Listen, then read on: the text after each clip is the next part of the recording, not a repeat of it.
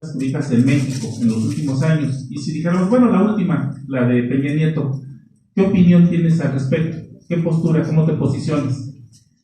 O si les dijera ahora, con la nueva escuela mexicana, ¿cuál es tu postura frente a ella?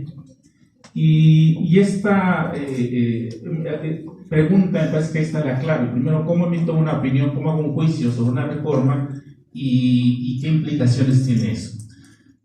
Otra pregunta que hago y que fue de las primeras que yo empecé a hacer cuando ya participaba más en esos procesos era, ¿cuáles son las causas? Perdón, la siguiente, la siguiente. ¿Cuáles son las causas o razones que pueden incidir en el éxito o fracaso de una reforma educativa o reforma curricular? ¿Sí? Ya sea cómo se estudia la reforma o cómo se pone en marcha, qué es lo que puede suceder que digamos, pues a partir de esto es lo que incide en que se sigan fracasando, que sigan avanzando o en que algunas cosas tengan éxito, en otras no. De hecho, yo recuerdo que yo creo que sí, la última vez que estuve aquí, yo ya les compartía alguna parte de reflexiones que había hecho del análisis de la reforma de 2017 y que me pareció pertinente retomar, sobre todo para resignificar o bueno, dimensionar el análisis que hago ahora de la de 2018. ¿Sí? Y bueno, la otra que sería central en este tema, en este coloquio, ¿qué distingue a la nueva escuela mexicana, reforma de 2018, de las reformas educativas de los últimos 30 años, del 88 al 2018, que bueno, se les ha denominado como estas reformas neoliberales, gerenciales, señalo yo, ¿sí? Y bueno, lo que inicialmente planteaba, ¿de qué manera se ha reconfigurado lo pedagógico en la nueva escuela mexicana? Esto a mí me parece central, no solamente para una universidad pedagógica nacional, ¿sí? Para quienes estudiamos pedagogía, quienes somos pedagogos, educadores o ciencias de la educación, como le denominen, pero donde hay un elemento distintivo que nos tendría que dar identidad, lo pedagógico. Y un problema que empecé a ubicar, a reconocer, es que en los últimos años y en estas últimas 30 años, lo pedagógico ha sido desplazado, es algo que he sostenido. Lo empecé a ubicar en las maestrías, me doy cuenta que pasan en licenciaturas y dice un compañero del instituto, Gerardo Meneses, pues ahora resulta que incluso antes nos quejábamos de quien llegaba al campo, pues llegan ingenieros, sociólogos, psicólogos, y que han enriquecido el campo, pero por otro lado, también lo que ha sucedido se ha empobrecido el campo al dejar de ser lo pedagógico como un elemento central. Dice Gerardo Meneses, lo más grave ahora es que los mismos, ya no digamos que los que llegaron de otro campo, por las razones que sean, al campo educativo, que no saben o desconocen la cuestión, hay una cultura pedagógica. Lo más grave es que ahora los propios pedagogos, los propios educadores, carecemos o tenemos una cultura pedagógica muy pobre. Y esa es la parte que a mí, de la que me he ocupado últimamente. Entonces, bueno, siguiente, por favor. Yo, después de que estudié esta reforma que estuve en lo de la RIE, que estuve participando en todo el proceso, y que el argumento siempre cuando se presentó fue la anterior y todo lo que pasó está muy mal, un diagnóstico muy pesimista, y la reforma de la RIE se planteaba como que, bueno, ahora sí, con esta vamos a resolver todos. Ahí me recordaba cuando la de los 70s de Echeverría, que era la panacea, lo que ahora sí vamos a resolver todo, y decía, ¿por qué siempre sucede lo mismo, no? Y coincidió ahí con un capítulo de un libro que Alicia de Alba escribió en un texto en 2007, y donde ella señalaba esto, que es lo que creo yo había alguna vez compartido con ustedes, ¿no? Hablar de reformas educativas y transformaciones curriculares es un asunto que invade los espacios sociales de nuestras instituciones educativas y que consume una gran e importante cantidad de recursos y de energía. Sin embargo, la relación entre esta cantidad de recursos y energía y los resultados obtenidos no son correlativos. Los resultados son magros y en ocasiones francamente negativos. Si hiciéramos un estudio de cuánto se invierte en generar una nueva reforma, desde quiénes la van a diseñar o desde cómo que se va a considerar, cómo se elabora, digamos, ya se terminó, ahora viene el darla a conocer, la actualización, formación, capacitación, como se le llame, los materiales, los tiempos, el convocar a quienes participan, alguien, no sé, en ese tiempo de la RIEC, había de normales de UPN, que íbamos al grupo nacional, otros iban al estatal, después a los regionales, y si uno hiciera, le pusiera a uno ahí cuentas en financiero, en desgaste y en tiempos, se invierte mucho. ¿Y qué sucede? Que a los 6 años nos digan, estamos peor que antes. Entonces, ¿por qué o cuáles son las razones o las causas? Una de las más comunes que siempre se termina buscando, dice Tina, hay una demonización de los docentes. Es decir, pues es que los docentes no se apropiaron de ella, es que no la conocen. Hicimos un estudio y les preguntamos, a ver, dime cuáles son los principios, dime tal, y no lo saben, o sea, no se apropian. Entonces termina depositándose el problema en los docentes, ¿sí? Y esa es una entre muchas otras que con el tiempo van generando lo que Ojewicz denomina mitos en torno a las reformas educativas. Desde cómo surge, desde por ejemplo el mito de la reforma de estos últimos 30 años, lo de las competencias, decía que porque bueno, ahora un estudio, lo que pasa aquí en México, tal, y nos hacían creer cuando decimos con el tiempo, y ahora lo sabemos, pues una recomendación de organismos internacionales, de las conferencias internacionales, ¿no? Entonces, el mito es cómo surgen, en cómo son diseñadas, cómo son presentadas, promovidas, desarrolladas, incluso cómo son estudiadas, ¿no? Se ha dicho, es que no hay estudios sobre reformas. No, sí hay muchos. El problema es quiénes, cómo, cuándo y para qué, por qué los hicieron y con qué sentido, ¿sí? Si fueron estos clásicos de decir, vamos con los maestros y les preguntamos, y a ver, dime, como a manera de examen, sí, resulta, no se han apropiado, no las manejan, ¿sí? Entonces, desde este tipo de situaciones que se van generando, y una como que es muy generalizada, el desconocimiento. Yo en su momento llegué a pensar que así era, y decía, pues sí, es que efectivamente lo veo de pronto ahora con la nueva escuela mexicana, que pregunta si ya hay quienes haciendo juicios y tal, y pues ya en este documento, decía Díaz Barriga en una de estas participaciones que ha tenido, ha hecho de pronto así como el sondeo, ¿no? De preguntar, porque empieza a escuchar esas críticas que hay, y empieza a preguntar, ¿ya la leíste? Antes decíamos, no tengo acceso ahora abres el celular, la computadora, y tienes todos los documentos y puedes conocerlo. Y sí, o sea, en parte sí sucede, o sea, sí es una cuestión, no queremos dejarla de lado, pero lo que no queremos, o lo que yo no coincido, es con de pronto depositar ahí que todo es problema de conocimiento o desconocimiento. Yo un tiempo de pronto así lo pensé, así lo argumentaba, pero pues me fui dando cuenta que no. Y bueno, si hay un problema ahí, de varios problemas de fondo, y me encontré una cita de Lemke, que me cambió, empecé a cambiar el chip, y ya lo creí yo ahí, pero no lograba cómo sustentar, ¿no? Y dice el problema no es de desconocimiento o ignorancia, como diría Nietzsche en su ensayo sobre la utilidad y el prejuicio de la historia. No es que carezcamos de información, insisto, ahorita ya todos tenemos acceso a ella, es más bien cómo sabemos lo que sabemos, y para eso no tenemos concepto. Por lo tanto, la crítica es mucho más radical e incluso más compleja que la de Kant, como señala al criticar a Sócrates. Sócrates es solo sé que no sé nada, o sea, el que no sé. No dice, no, es más grave del no saber. Lo inconsciente es más grave, más grande que el no saber de Sócrates, ¿sí? Entonces, diríamos, hay algo más fuerte que el de no saber.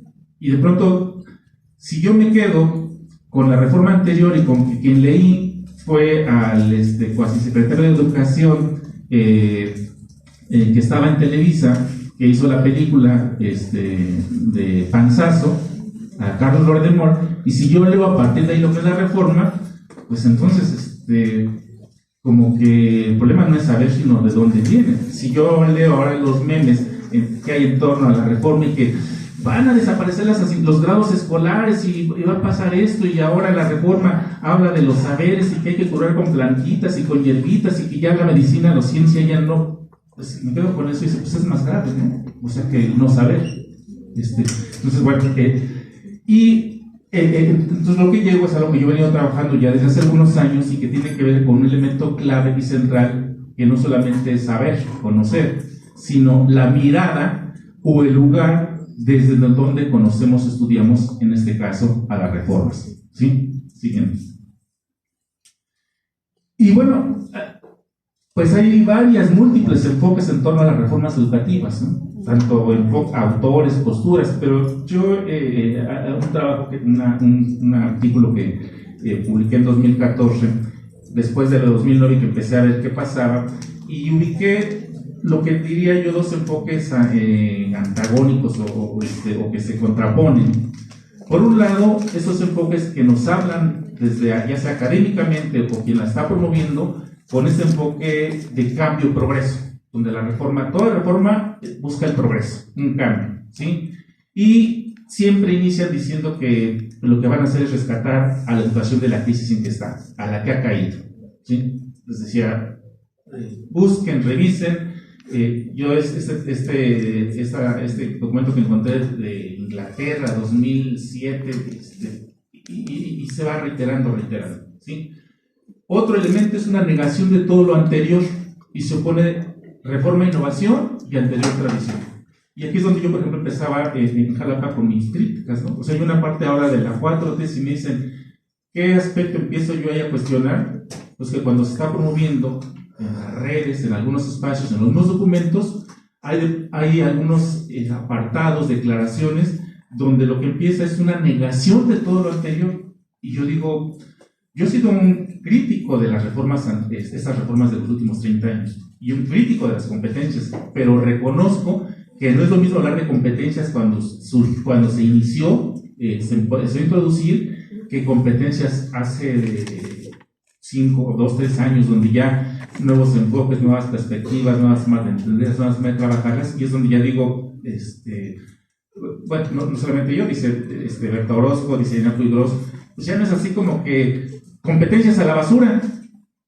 Dialoguemos con las competencias, ¿no? Veamos que hubo experiencias, posturas, perspectivas, unas muy vinculadas a la parte empresarial y otras, digamos, yo diría, con un sentido un tanto más pedagógico, ¿no? Entonces, hay otro problema, ¿no? Porque dice que en ese sentido las reformas se convierten en un poderoso símbolo para responder a los problemas sociales del país. Y aquí igual cuidado, porque de pronto, a partir de las reformas, pues ahora queremos que se resuelva no solamente la cuestión de la formación de los estudiantes, la preparación para el trabajo y la cuestión de los valores, que era lo que se asociaba. Ahora queremos que se resuelva la cuestión del medio ambiente, la de cuestión de género, la cuestión del narcotráfico. O sea, todo la reforma lo tiene que responder. No es que no tenga que ver, no es que no haya una relación. El tema está nuevamente en depositar, y empezamos a operar con un pensamiento simplista al depositar ahí todo, ¿no? Lo mismo sucede, de pronto alguien se podría desde un enfoque, diría, crítico, al cuestionar las reformas, y que yo, digamos, el extremo los pongo así como acá, el enfoque progresista, acá pongo el enfoque reproduccionista, y qué es lo que sucedió mucho con esta reforma de estos últimos 3 años, ¿no? Determinismos económicos. Y bueno, en el nuevo contexto de neoliberalismo, de globalización y recomendaciones, imposiciones de organismos internacionales, bueno, pues la reforma está desde ahí determinada, ¿sí? Fue impuesta por el neoliberalismo, por organismos internacionales, y pues ¿para qué te desgastas? Pues si ya todo está determinado, o sea, pues lo que hay que hacer, o sea, no hay ninguna posibilidad, ¿sí? Entonces, si bien es cierto, hay que sí hacer esa lectura, ese análisis, como les decía, o sea, sí, de construir, sí dar cuenta que hay una sobredeterminación de estos elementos,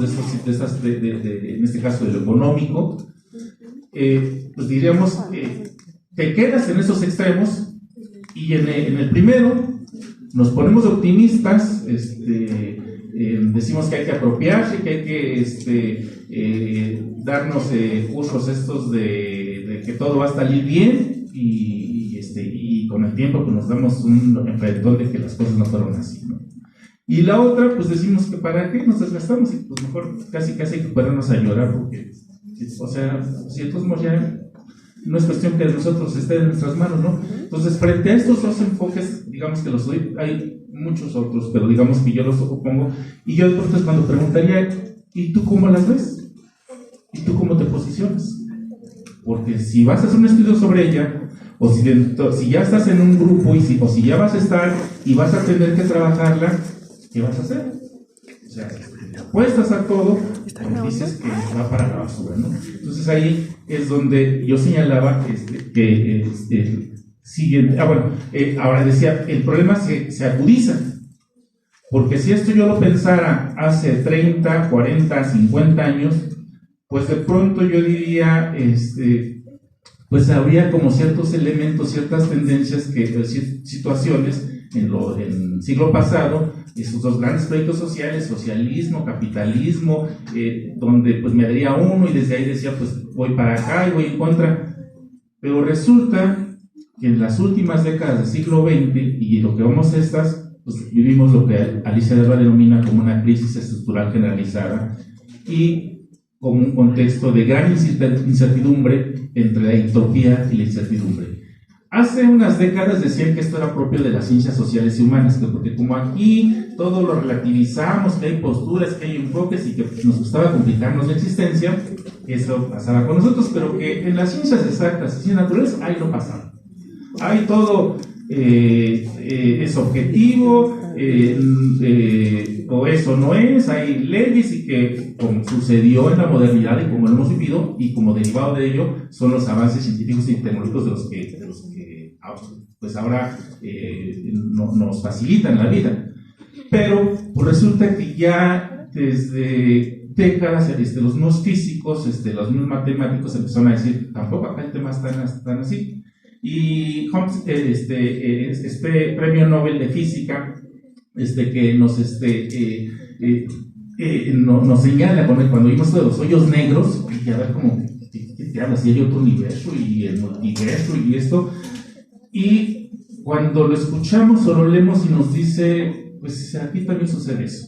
Ya antes había unos físicos también, un libro que se llama Ciencia, Orden y Creatividad, ya también nos advertían sobre esto, ¿sí? Y decían, pues aquí sucede algo similar. Este autor dice, la entropía, esta entropía se puede considerar una medida del desorden de un sistema.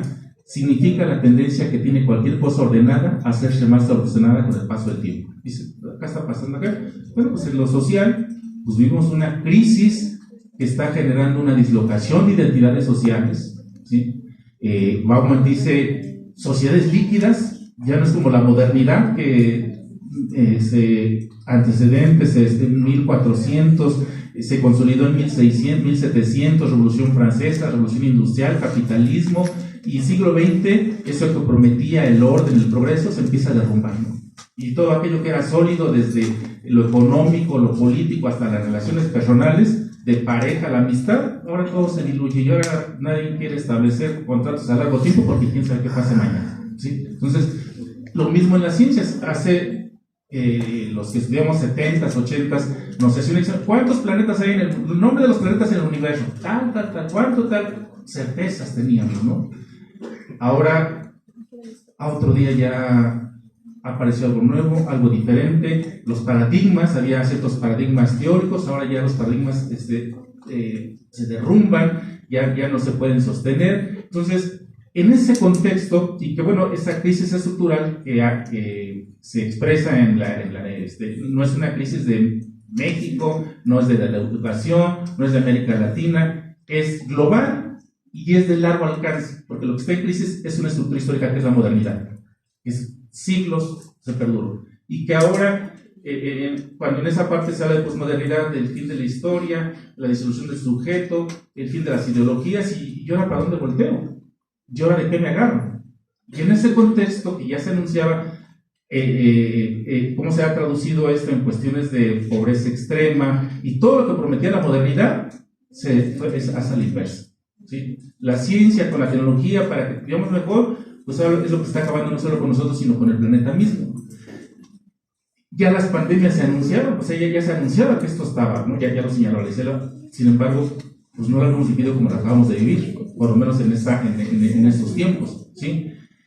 El tema es que frente a esta crisis, o este tipo de esta crisis que vivimos, o esta pandemia, por ejemplo, Byung-Chul Han en 2012, ella advertía, decía, sí, vienen ese tipo de crisis, pero la crisis más grave, la más fuerte, no va a ser, es el comienzo del siglo XXI, desde un punto de vista patológico, no será ni bacterial ni viral, ¿sí?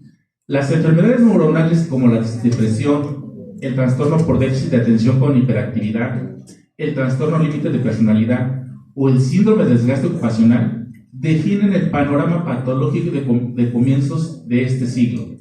Estas enfermedades no son infecciosas, son infartos ocasionados no por la negatividad del otro, sino por un exceso de positividad. De este modo, se sustraen de cualquier técnica inmunológica destinada a repeler la negatividad de lo extraño.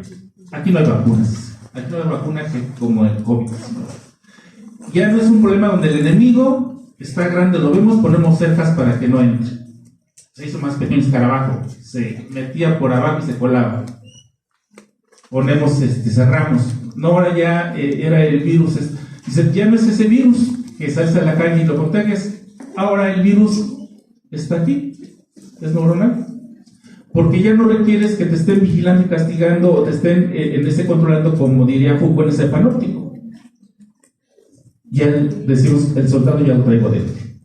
Ya soy el que yo me cuestiono, ¿por qué no termino? ¿Por qué no trabajo? ¿Por qué no soy productivo? ¿Por qué no tal? ¿Por qué no termino? Y el multitasking, y ando corriendo para todos lados. Dice, esa es la ¿cuál es el efecto? Y frente a esto que opone, esto lo señala en este texto sobre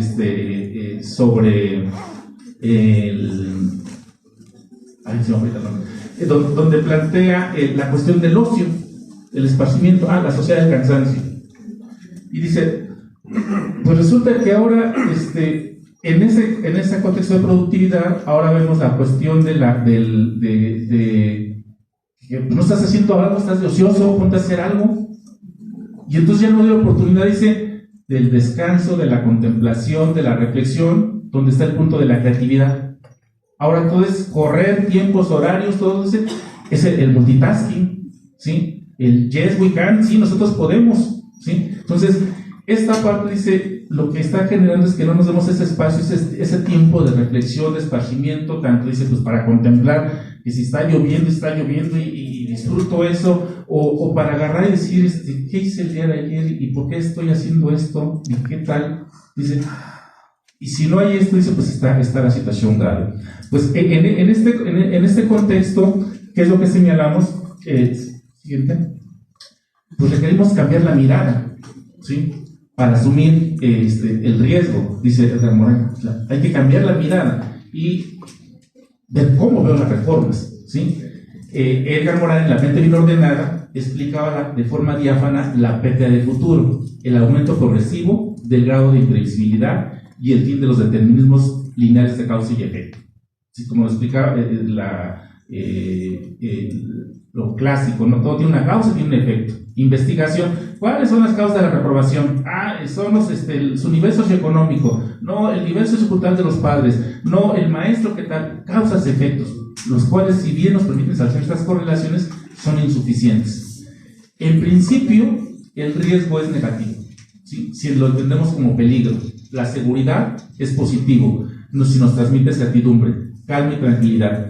Una segunda lectura, en cambio, puede cambiar esta primera visión, ya que el riesgo es la vida, mientras que la seguridad puede ser la paz de los cementerios, por ejemplo, para el caso, ¿sí? No queremos movernos de aquello que nos da comodidad, que ya estoy ahí, ya trabajo así, ya encontré la normatividad, me dice eso, aplico la norma, dice la realidad como juicio rancio, y no me atrevo a emitir un juicio nuevo frente a la indecibilidad, frente a un caso nuevo, porque ¿qué tal si me equivoco? ¿Y qué tal si no? Aquí como la norma dice esto, tal, dice la realidad. En un contexto de incertidumbre no podemos ya aplicar la norma a la ley como tal, ¿no? En fuerza de ley, ¿no? que requerimos un cambio radical no solamente de la forma de vivir, de pensar y de relacionarnos, cambiar la mirada. Nuevas miradas para comprender y estudiar las reformas. Eso es lo que yo decía, ya lo he trabajado, no, tenemos que insistir en esto, me parece que está la clave en esto. Las reformas no es que están en los documentos, los podemos tener, creo que todos podemos comprenderlos, pero si no partimos de esta cambiar de mirada, esto que yo defino como la descripción teórica, epistémica, ontológica, esa analítica desde la cual nos posicionamos en relación con un objeto, o un campo de investigación, o una práctica social, pues entonces vamos a andar así como, nos presentaron una reforma, sí, esta es otra, sí, para allá. Yo digo, ¿y tú qué dices? ¿Estás de acuerdo? ¿Estás...? Yo lo que me dice, ¿no? Porque para qué me complico, ¿no? Si se equivoca, pues allá que no diseñaron, ¿no? Creo que no va por ahí. Requerimos un posicionamiento. ¿Cómo nos ubicamos frente a debates ontológicos, epistémicos, éticos, políticos de diversos planos y momentos de la producción de conocimiento? Ayer con la doctora Silvia Fuentes Amaño ubicamos eso, ¿no? Un posicionamiento en lo ético en torno a la reforma, y en ese sentido podemos ir generando diferentes lecturas y posicionamientos en torno a las reformas y dejar solamente ver como, a ver, ¿cuáles son los campos? ¿Cuáles son esto? ¿Cuál tal? Sí, hay que conocerlos, pero desde una mirada. Requerimos en ese sentido nuevos recursos de intelección, nuevas miradas que transitemos de un pensamiento simplista a un pensamiento más en la complejidad, y no basta con ello. Hacernos de herramientas de intelección. Algo que valoro de este coloquio es que haya un sustento que siempre ha estado un eje, que todos los temas que se han abordado, los temas que se plantean como eje en cada coloquio, tienen están sustentados en una analítica y el análisis político de discurso, ¿sí? Pero eso puede ser uno. Otro puede ser el análisis genealógico, los juegos del lenguaje de Wittgenstein, la deconstrucción de Derrida. Entonces, sí requerimos ahí como que hacernos estas herramientas, estos elementos que nos permitan generar nuevas lógicas de intelección, de análisis, y no ya solamente me apropio de la reforma, la trabajo, la sigo y ya, ¿sí? Formas de pensar, enlaces entre conceptos, relaciones entre componentes de un objeto, pasar esa casualidad simple y fija frente a otras figuras y estrategias intelectuales analíticas como la complejidad, las tensiones, las paradojas, la sobredeterminación, la aporía, la invisibilidad, los intersticios que nos demandan pensar un intersticio. Decía Catherine Walsh en el congreso anterior de COMIE, decía, al analizar un poco este mundo, de pronto que lo vimos así como que sin salida, y decía, bueno, ¿cómo a partir de la pandemia, en ese encierro que tuvimos, y pues ya mi estudio daba al cartecito que tengo atrás, y días, semanas, meses, y estar ahí, y pues trabajo y descanso, y estoy viendo, y de pronto veo como que, no había visto que ahí hay un hoyito, hay una araña, y atrás, dice, pues de pronto me encuentro con que mi barra de atrás hay fisuras, y con el tiempo vi que en esa fisura salió una plantita, y ya en 2 meses estaba floreciendo. Y entonces me pregunto, así como vemos en educación, eso es lo que decimos, no puedo hacer nada, ese muro que no podemos pasar. Dice, si en la naturaleza hay fisuras, intersticios, pues también en lo social y en la educación, en esa reforma que fue impuesta, que estuvimos en desacuerdo, pues siempre va a haber fisuras, va a haber intersticios en los cuales tenemos la posibilidad de hacer algo, siempre y cuando me reconozca como un sujeto social que tengo un posicionamiento, que tengo una mirada, ¿sí? Y bueno, pues a partir de aquí un tanto como ir generando esta pedagogía del mirar que señala Byung-Chul Han, hay que aprender a mirar, a pensar, a hablar y a escribir, ¿sí? Conformar esta mirada, educar al ojo, a la mente y al pensamiento para una profunda y contemplativa atención, para una mirada larga y pausada. Reaccionar inmediatamente es un síntoma de agotamiento. Sí, todo el tiempo nos apresuran, pero tratemos de espérame, porque ya tengo que tener el programa analítico, porque ya tiene que estar ya el problema de los tiempos, esas tensiones que vimos, y por qué en ese tiempo político, tiempo burocrático, tiempo administrativo, por qué el tiempo pedagógico siempre tiene que ajustarse a los otros tiempos, ¿sí? ¿Por qué no decir, espérate, ¿por qué ya al año tiene que estar dando resultados la reforma? ¿Y por qué estamos diciendo que sí funciona bien? ¿Por qué no puedo decir que no, que esto no funciona, que esto no estoy de acuerdo? ¿Sí? Entonces, es parte de esto que plantea, ¿no? Luchar con la ilusión que cuando más activo, más libre se requiere una negatividad que permite una mirada hacia lo otro, ¿sí? No ver que toda esa positivización a la que nos han querido ver ahora las cosas, ¿sí? Chantal Mouffe dice ese mundo cosmopolita donde dicen, no, ya no hay enemigos ni amigos ni enemigos, ya todos seamos el mundo, todos seamos hermanos, todos vayamos el bien común. ¿Quién sabe? Se requiere siempre la negatividad que te sobre ese proyecto social que promueves o contra el cual estás luchando, ¿no? La rabia implica un detenerse en el presente, implica una interrupción, es una facultad capaz de interrumpir un estado y posibilitar que comience uno nuevo, ¿sí? Vámonos a la siguiente. Reformas educativas desde otra mirada, ¿sí? Dos categorías aquí que planteo que yo he venido trabajando y que me ayudan un tanto a explicarlas y entenderlas: la complejidad y las tensiones. Complejidad porque su éxito o fracaso no está definido porque el maestro no la conoce, no se apropió, o lo otro que es muy común, porque ya se hizo mucho esfuerzo, se tomaron decisiones, se diseñó, ahora a ustedes les corresponde aplicarla, instrumentarla, ¿sí? Espérate, hablar sobre determina. Si yo digo que vas a aplicar, te estoy negando la posibilidad como docente, como sujeto intelectual, que no eres un técnico, eres un profesional de la educación y un profesional y un intelectual, ¿sí? Y como intelectual pienso, tomo decisiones, elijo, y entonces no me pidas que la aplique o que la instrumente. Digo yo, pone en marcha, genera movimiento, cuestiónala, recupera, posiciónate frente a ella, ¿sí? Entonces hay una complejidad. Esto implica tensiones, por supuesto que no es más cómodo decir, pues se dijeron que hay que hacer esto, ya lo hice, ¿funcionó o no funcionó? ¿Quién sabe? Yo cumplo con hacerlo. Es eso que decimos hace rato en esa parte de esa quietud, de esa paz, y frente a esa, pues esta parte de estar entre tensión, en ese entrecruzamiento, en estas cuatro lógicas y cuatro tiempos: el político, el profesional, el burocrático y el pedagógico. Siguiente. Y bueno, alguien que ya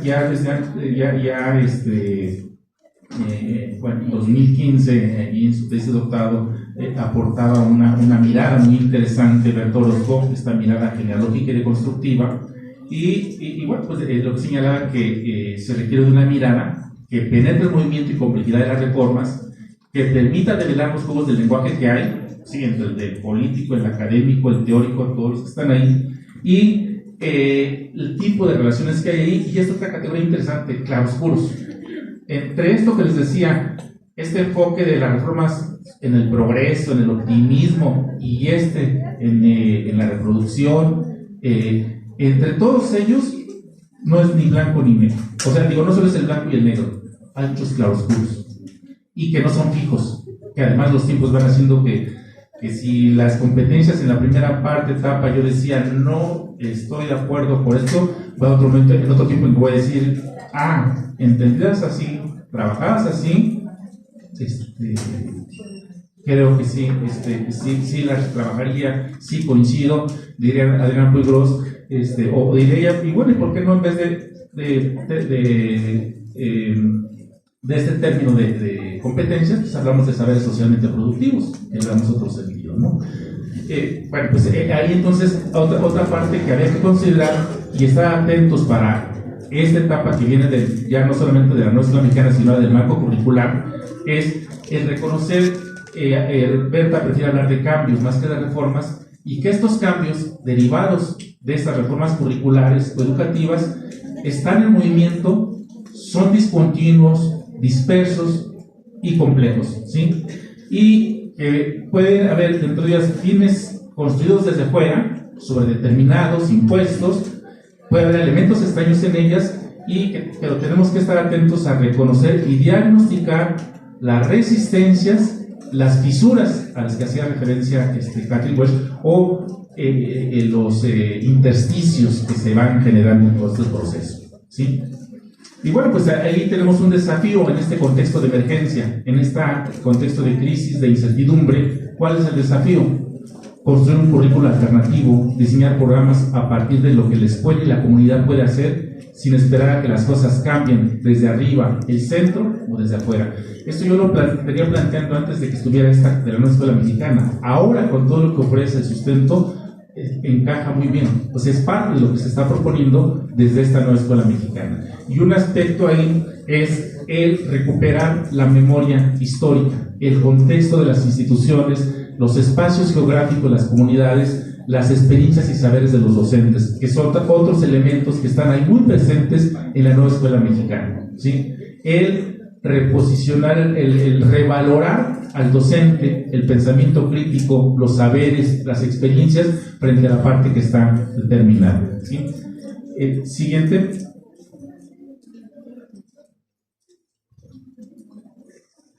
En esa memoria histórica, pues hay que ver cómo se ubica esta reforma de la que hablamos ahora, cuarta transformación, nueva escuela mexicana, y por qué de pronto nueva escuela mexicana.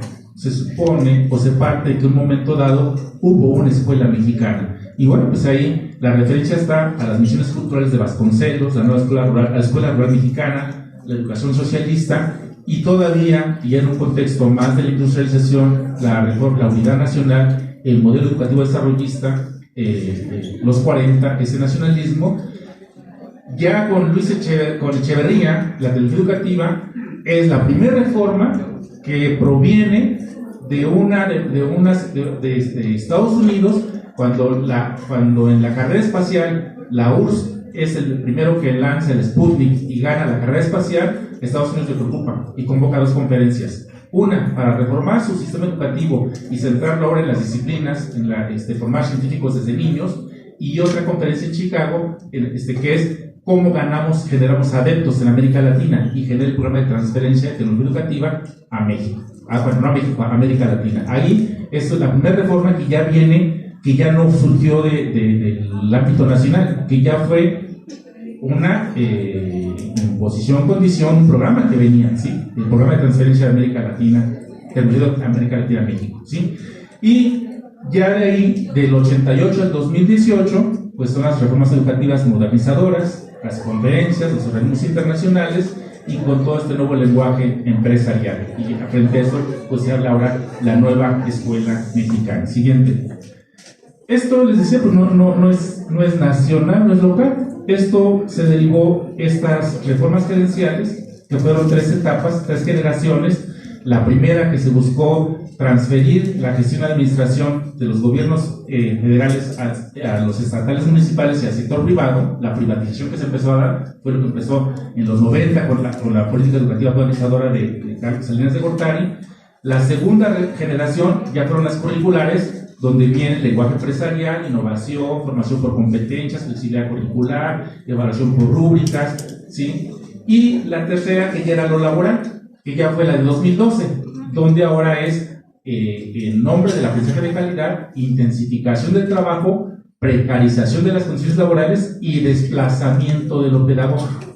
Desplazamiento no en que desapareció, porque si recuerdan, la de 17, la primera dijo que la reforma, lo pedagógico era el eje de la reforma educativa, y la otra decía que era, bueno, no recuerdo cuál primero y cuál otra, que era el corazón de la reforma, lo pedagógico.